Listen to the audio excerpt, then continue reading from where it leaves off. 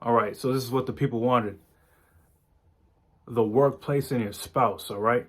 Now, think about it. You got a spouse, right? And then when they go to work, they're spending 8 hours away from you 5 days a week.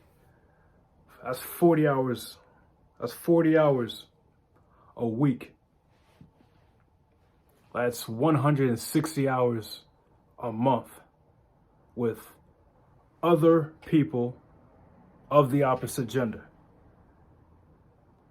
Okay? Now, imagine if your relationship is rocky.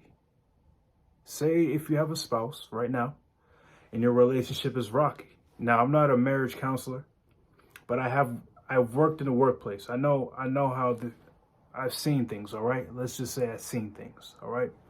Now, if you have a rocky relationship with your spouse and your spouse spends 8 hours a day with other people, you know what that means? That means that's 8 hours, that's minus 8 hours away from you every day. 40 hours, minus 40 hours a week away from you. Okay? So imagine if you know that they're not happy and then you keep doing behaviors to make your marriage worse. Like I said, I'm not a marriage counselor, but I've worked in the workplace. Okay? And in the workplace, people feel a lot more comfortable doing things when they're not around their spouse. So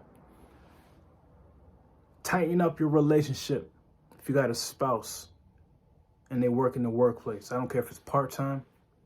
If it's part-time, that's what, 80 hours a month, or depending on your hours, and 160 full-time. Minus 160 away from you. Minus 160 hours away from you, and minus 80 hours if you're part-time away from you. Plus 80 hours with someone else, 160 hours with someone else, or around other people, because you build bonds when you're at work.